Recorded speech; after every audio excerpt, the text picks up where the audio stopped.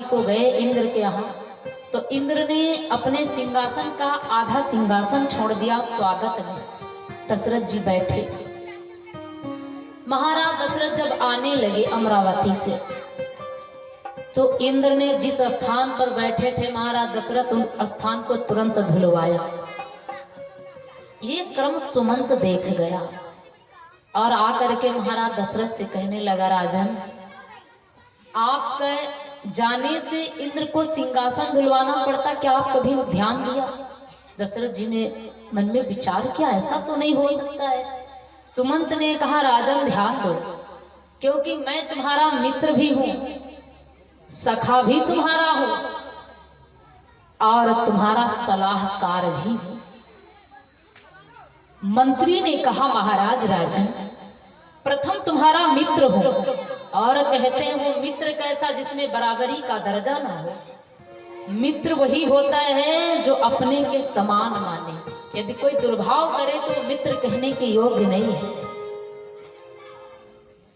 क्योंकि बनी बनी के सब बनते हैं और बिगड़ी के एक भी नहीं, तो ऐसे को मित्रता नहीं कही जाती।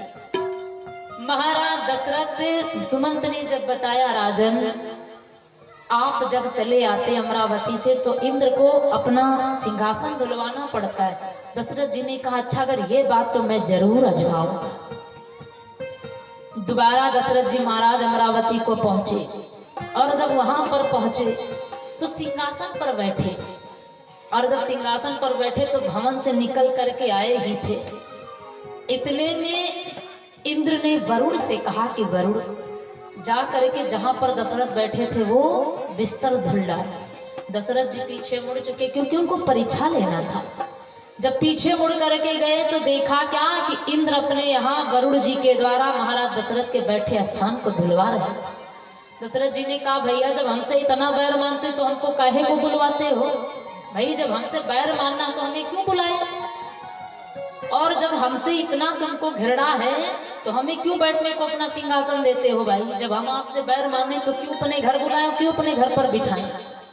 महाराज कारण इंद्र हाथ जोड़ करके कहने लगे, राजन मानते हैं आप हमारे परम सखा हैं, आप हमारे हितकारी हैं, लेकिन राजन कहते हैं निर्वंशी जहां पर पग धर देता है वो स्थान अछूत हो जाता है। लज्जा के बस आपसे मैं कभी कह ना पाया इस कारण। तब महाराज दशरथ को एक बार गलानी दी, भय गलानी मोरे सुत नाही। दूसरा कारण बंधु, महाराज दशरथ प्रतिदिन का नियम था कि प्रातः 4 बजे मां सरयू में स्नान करते थे। एक दिन महाराज दशरथ स्नान करके नदी से चले आ रहे थे भवन की ओर। इतने में अयोध्या का एक डोम प्रातः के समय महाराज दशरथ के मार्ग में जो सफाई कर रहा था, उसने देखा कि राजन स्नान करके चले आ रहे हैं। डोम ने बंधुओं जैसे दशरथ को देखा अपना मुंह घुमा लिया। दशरथ जी ने कहा, क्यों भैया आप हमें देख करके अपना मुंह क्यों मोड़ लिया? अयोध्या के साफ सफाई करने वाला डोम हाथ जोड़ करके कहने लगा, राजन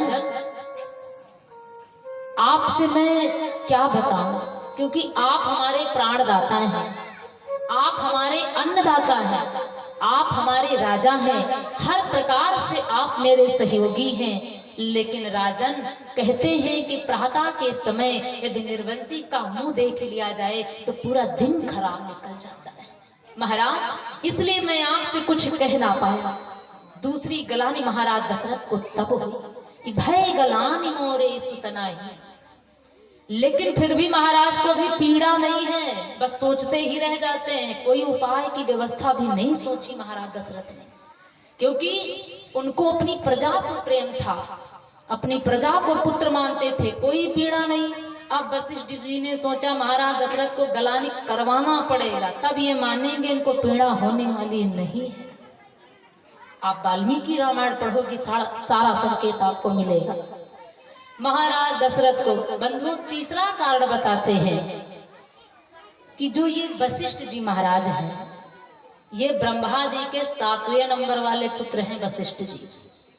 और 6 पुत्रों को ब्रह्मा जी ने बड़े उचित कार्य सौंपे, लेकिन जब 7वें नंबर के पुत्र का नाम आया वशिष्ठ जी का, तो कहा वशिष्ठ जा करके तुम रघुकुल की पुरोहिती करो। वशिष्ठ जी ने कहा ना ना पिताजी, हम ये नहीं करेंगे, क्योंकि पुरोहिती करना बड़ा कठिन काम है। क्यों भैया, है कि नहीं? पुरोहिती करना बड़ा कठिन काम। माला दिन भर तुम जपो और फल पूरा को लिया था, सब भक्त लेते हैं। अब दिन भर बैठ के माला घुमाओ, राम राम रटो। अब जो कोई भैया अगर कोई चरण छुई तो सीधे मुख से निकलेगा क्या, तुम्हारा कल्याण हो। तो बताओ फल तुम पायो कि वही लगे हैं? तपस्या करने वाले की जो चरण छूता है, जो पद चिन्हों को छूता है, जो उससे मुख से निकलता है, तो मानो उसकी आधी पुण्य गई। यह लिए जितने संत, जितने चालाक विद्वान होते हैं, वो अक्सर करके यही करते हैं कि चलो राम नाम हम नहीं किए तो क्या हुआ भैया, पैर छुए आधी पुण्य तो ले ही आए। उचित लोग इसीलिए पद चिन्हों का साथ लेते हैं। महाराज वशिष्ठ कहने लगे अपने पिता ब्रह्मा से कि पिताजी हम पुरोहिती का कार्य नहीं करेंगे, क्योंकि पुरोहिती का कार्य बड़ा कठिन है। जजमान खिया यदि कोई मिट्टी हो जाए तो भैया जाओ, पंडित का काम, पुरोहित का काम क्या होता है, जाओ उनका घर पवित्र कराओ, गंगा जली करवाओ। बाल बच्चे हो जाएं तो उनके घर का शुद्धिकरण करवाओ। सब काम तो सब पुरोहित के ऊपर जाता है। और भैया कहते हैं 4 प्रकार का धन बड़ा कड़वा होता है। 4 प्रकार का धन खाना मानव जीवन में लोहे के चना चबाना। ये कौन कौन है? प्रथम नंबर दूध में पानी, दूसरा नंबर बेईमानी, और तीसरा नंबर जजमानी, और चौथे नंबर में नानी। नानी यानी नानियों का धन बड़े कठिनता से मिला था। जिनके घर मामा नहीं है तो नानी वाला धन लेते कि नहीं लेते। अब पूछा ना फिर गांव कोई से बनत नहीं है। अब गांव बनी का जो दूसरे गांव कब्जा करे तो बनी तुमसे का। इतना नानी घर में जाओ तो गांव भरे कहा थे हमारा नाती आवा है, और जाओ कहूँ नाती बन के उनके गांव कब्जा करके रहा लग जाए तो ये को मामा और नाना शुद्ध से बोल दिए तो फिर हमसे मिलो है। नानी का भी धन बड़ा कठिन है, और दूध में जो पानी मिला करके काम करते हैं वो भी धन बड़ा कठिन है। और जो जजमानी करते हैं, जो सोचो पूजा पाठ का धन सुलभ है तो सुलभ नहीं है जजमानी का धन, जब तक कर्तव्य ना किया जाए। पूजा करके सोचो सब घरहन में रखा चले गए तो ये कल्याणकारी नहीं है, दुखदाई बनेगा। पूजा हुआ धन यदि घर में रखते हो तो एक दिन वो तुम्हारे ही लिए जहर बन जाएगा। इसलिए इसको बांटते रहना चाहिए, किसी से मिले तो किसी तक पहुंचाओ, यह कर्तव्य है। तो 4 प्रकार का धन खाना, लोहे के चना चबाना। वशिष्ठ जी ने कहा पिताश्री हमरे बस का नहीं है, हमरे बस का ये नहीं है। तो वशिष्ठ जी ने कहा पुत्र जाओ, तुम मेरी आज्ञा का पालन करो, क्योंकि रघुकुल में 39वीं जब पीढ़ी आएगी तो 39वीं पीढ़ी में वहां पर पार ब्रह्म परमेश्वर ब्रह्मांड नायक राघवेंद्र सरकार का अवतार होगा। जब वशिष्ठ जी ने सुना अवतार होगा तो पिताजी इनकार नहीं, चला जाऊंगा, क्योंकि भैया लालच में तो दुनिया फंसी है। अगर लालच मिल जाए तो कोई छोड़ता नहीं है। तो वशिष्ठ जी ने कहा पिताश्री यदि भगवान का अवतार होगा तो मैं पुरोहिती कर लूंगा। अब वशिष्ठ जी महाराज ने देखा कि 2 कारण हो गए हैं, और दशरथ जी को अभी कोई गलानी नहीं है, अभी उनको कोई सोच नहीं है कि हमारे घर संतान नहीं तो हमें कोई उपाय करना चाहिए। भैया अगर घर में बुखार है, आपको बुखार ने घेरा है, आप सोचो कि हम ना घर वाले से बताइए और ना कोई हॉस्पिटल डॉक्टर पहुंची तो भैया तुम ठीक कब हो ना, पता चली बुखारे के माध्यम से परम धाम तक चले जाइए।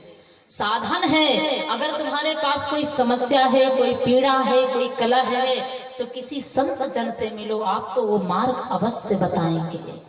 साधन धाम मोक्ष कर द्वारा, ये संसार ये पुराण तुम्हारे मोक्ष के दाता है। अगर कोई पीड़ा है किसी संत जन विद्वान से मिलो, वो तुम्हें मार्ग बताएगा, और जब मार्ग बताएगा तो तुम्हारा कल्याण अवश्य होगा। अब जैसे दशरथ जी को कोई संतान नहीं है, अब ये सोचे कि हम घर में बैठे रहें हमें संतान मिल जाए, तो नहीं मिलेगी। आपको कुछ उपाय करना होगा और उपाय करोगे तो फल मिलेगा। महाराज वशिष्ठ जी ने सोचा कि महाराज दशरथ को कोई पीड़ा नहीं हो रही, तो अब इनको गलानी करवाई जाए। तब गोस्वामी जी ने लिखा, एक बार भूपति मन माही और भय गलानी मोरे सुत नाही। गलानी करवाई वशिष्ठ जी ने।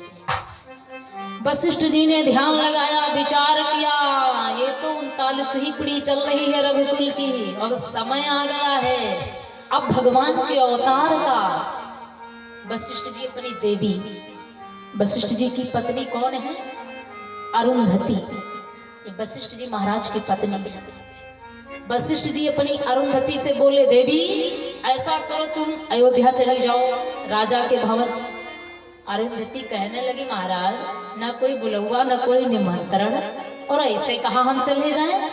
तो कहा नहीं देवी, जाओ मेरा कहना मानो और बालकों को ले लो और महाराज दशरथ के यहाँ चले जाओ। अरुंधति ने अपने पति की आज्ञा का पालन किया, साथ में बालकों को ले लिया, पहुंच गई राजा के महल। और जब राजा के महल पहुंच गई देवी अरुंधति बालकों को लेकर के, तीनों देवियों ने बड़ा सम्मान किया, बड़ा स्वागत किया। और जब स्वागत सम्मान किया, नाना प्रकार से सराहना की कि हमारे घर आज गुरु माता के चरण पद आए हैं, आज मेरा जीवन धन्य हो गया। क्योंकि यदि भैया कोई संत आपके घर आ जाए तो आपका कल्याण निश्चित है। क्योंकि संत वही है जो हमें परम पिता परमेश्वर से मिलाता है। और संत की कृपा हर किसी के बस की नहीं कि उसके ऊपर पड़ जाए। क्योंकि कहते हैं बंधुओं कि सुतदारा ओ लक्ष्मी पापियों के घर हो, संत समागम हरि कथा तुलसी दुर्लभ तो रे भगतो, तुलसी दुर्लभ तो।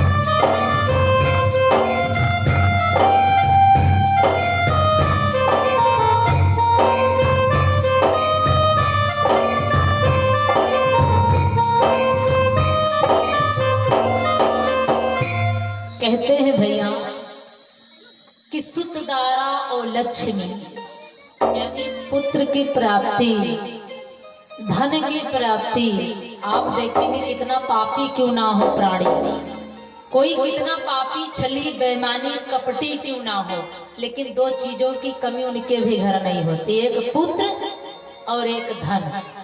ये दोनों सबके पास बताए गए हैं। लेकिन कहते हैं संत समागम, संत का आगमन, संत समागम हरि कथा, भगवान की कथा और संत का आगमन, संत का मिलन सबके बस का नहीं है।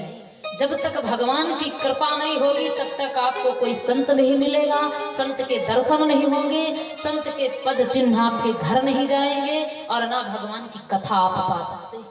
ये दोनों हमारे पूज्यपाद गोस्वामी जी कहते हैं तुलसी दुर्लभ दो। ये दो कार्य बड़ी दुर्लभ से प्राणी को प्राप्त होते हैं। आज जब गुरु माता आई, तीनों देवियों ने बड़ा सेवा सत्कार किया, बड़ी सराहना किया। अब माता जी की तो पूजा हो रही है गुरु माता की, लेकिन जो गुरु बालक गए थे साथ में, दो बालक लेकर के गई थी गुरु माता अरुंधति।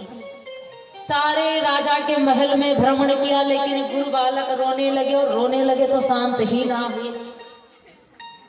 सारी व्यवस्था की गई कि वो गुरु बालक शांत हो जाएं, लेकिन वो किसी प्रकार से गुरु बालक रोना ना बंद किए। मंत्रियों के द्वारा महाराज दशरथ को खबर पहुंचाई गई कि राजन, तुम्हारे महल में गुरु माता का आगमन हुआ, लेकिन गुरु बालक रो रहे हैं और चुप नहीं हो रहे। दशरथ जी आए, गोदी में उठाए और कहने लगे, हमारा निवेदन है कि गुरु बालक आप क्यों इतना रो रहे हैं? हमारी राज्य में आखिर क्या कमी है, क्या कारण है जो आप रो रहे हैं? मुझे रोने का मुझे कारण बता।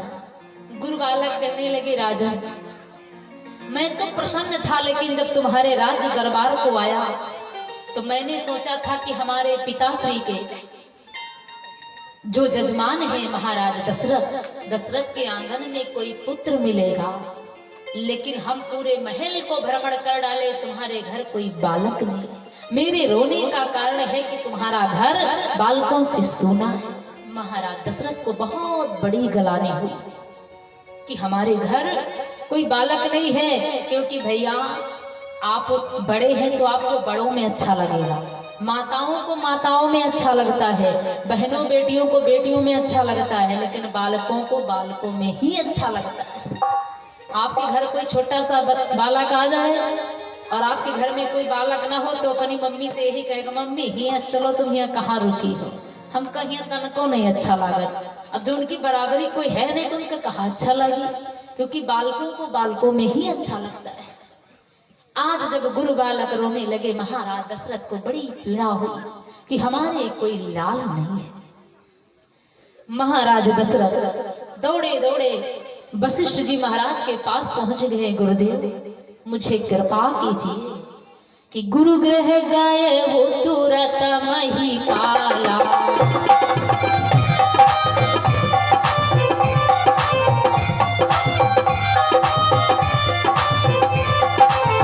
गुरु गृह गए वो तुरंत मही पाला, चरण लागी करी बिनय बिसाला।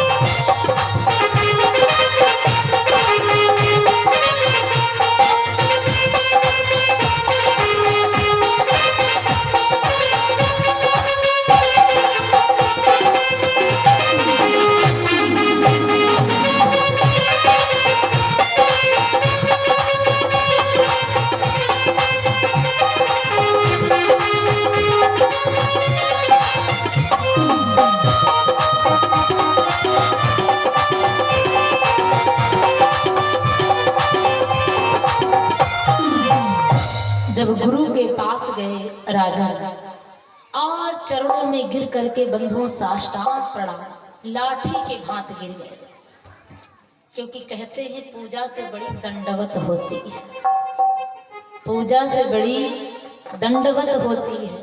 साष्टांग चरणों में गिर गए, गुरुदेव गुरुदेव मेरी रक्षा कीजिए। वशिष्ठ जी महाराज कहने लगे, आखिर राजन ऐसा क्या हुआ, ऐसा क्या कारण है राजन जो तुमको इतनी पीड़ा है, बोलो। महाराज दशरथ कहने लगे, गुरुवर मैं क्या बताऊं कि बोले कर चुका विवाह दिन, फिर भी फल उसका मिला नहीं।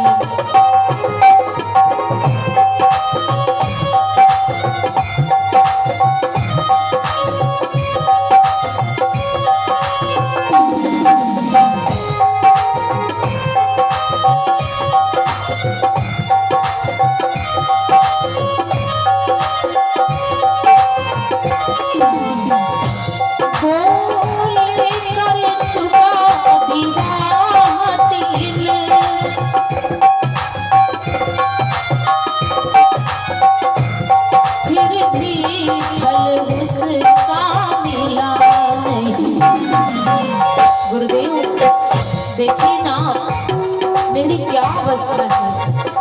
मेरे घर 3 रानियां हैं, कौशल्या, कैकेयी और सुमित्रा, और गुरुदेव चौथापन मेरा चलता है, चौथापन मेरा आया है, हथ कमल अभी भी खिला नहीं।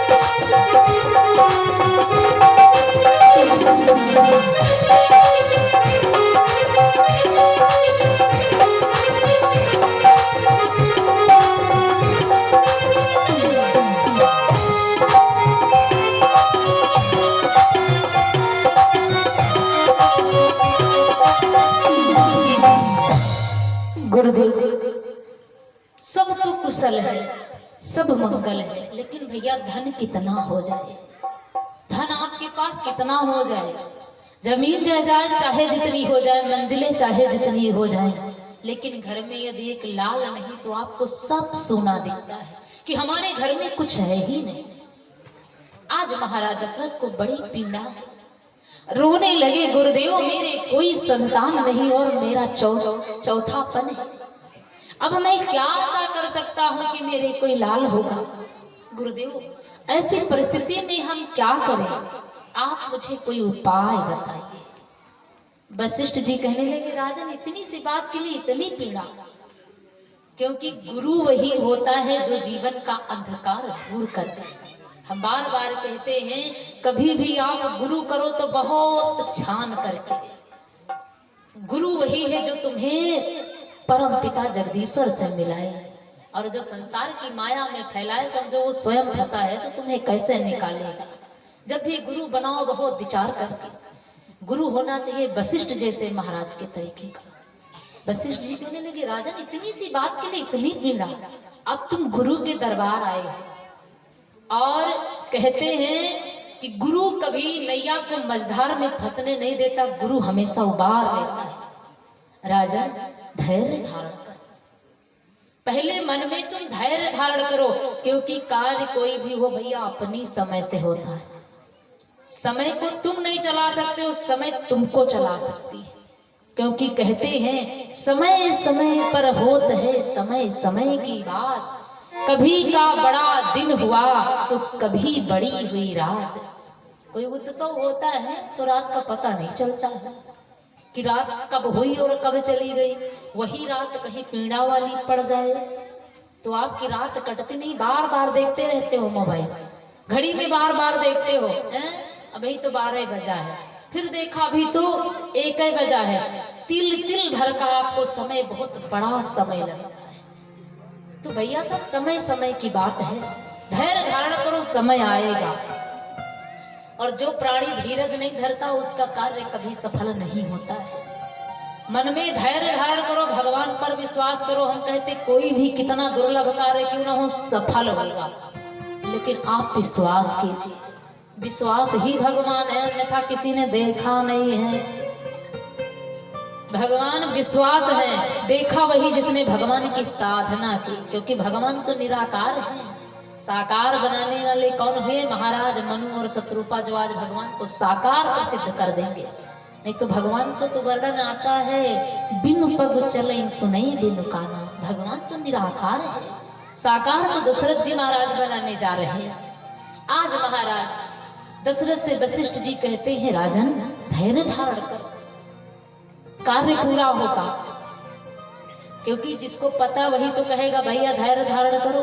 अब हमको आपके बारे में पता नहीं तो हम कैसे कह देंगे आपका कार्य पूरा होगा। वशिष्ठ जी को पता है ना, उनके पिता ने कहा था कि जब रघुकुल में 39वीं पीढ़ी आएगी तो रघुकुल में भगवान आएंगे। इसलिए वशिष्ठ जी ने कहा, राजन धरहु धीरा हुई है सुतचारी, ओ त्रिभुवन विदित भगत भय। राजन धैर्य धारण करो, तुम एक संतान के लिए परेशान हो, तुम्हारे घर 4 पुत्रों का आगमन होगा। अरे मानो राजन इतने प्रसन्न हो गए हो कि प्रसन्नता का कोई सुमार ही ना रहा। महाराज प्रसन्न हो गए। गुरुदेव कहने लगे, राजा तुम्हें एक कार्य करना होगा। वो कार्य कौन है?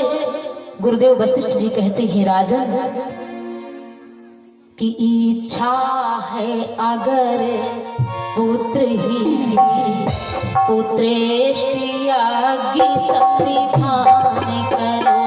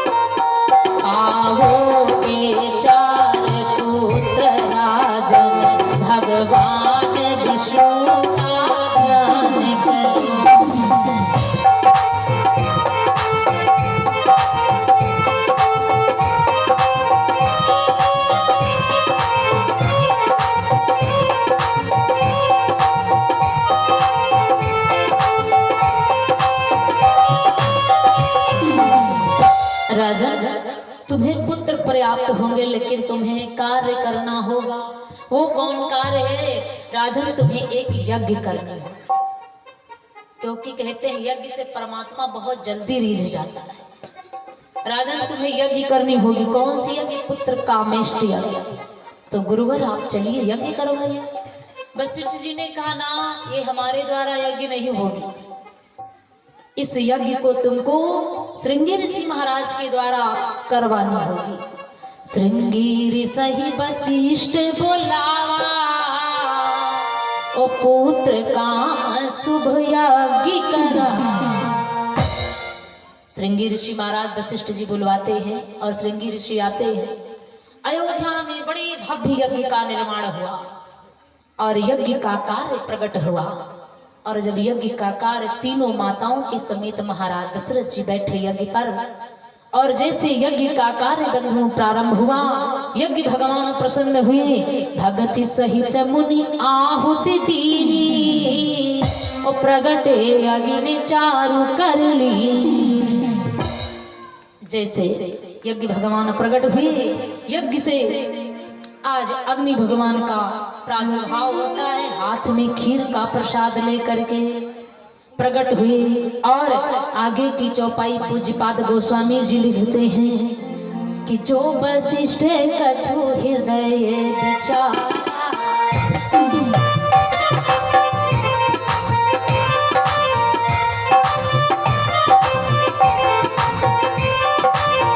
जो वशिष्ठ कछु हृदय विचारा, जो वशिष्ठ कछु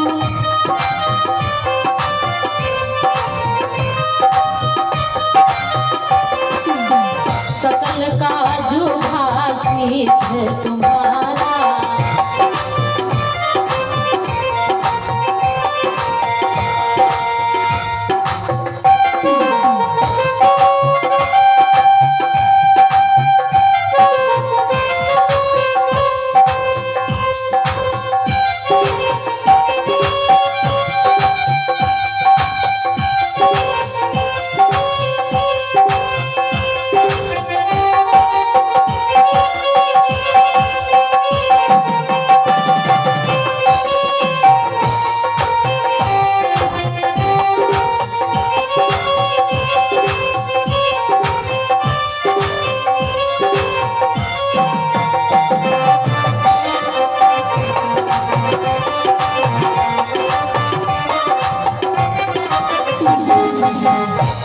आज जैसे अग्नि भगवान प्रकट हुए, राजन ये भव्य प्रसाद लो, और इस भव्य प्रसाद के द्वारा तुम्हारे घर जो वशिष्ठ कछु हृदय विचारा, जो कुछ भी वशिष्ठ जी ने आपसे कहा, आपका कार्य सफल हुआ, इसमें कोई भी दो राय नहीं है।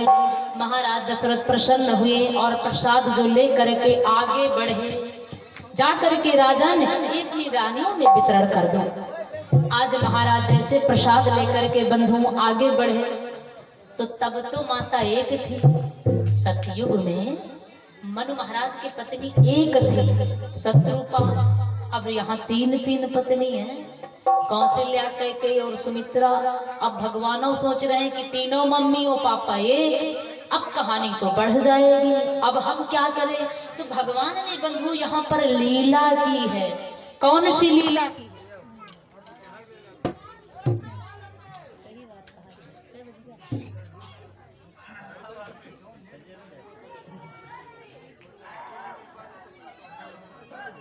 एक बार बताइए, लोग बैठे नीचे, तो हमका अर्गन बहुत क्लियर लगा। चल चल चल चल।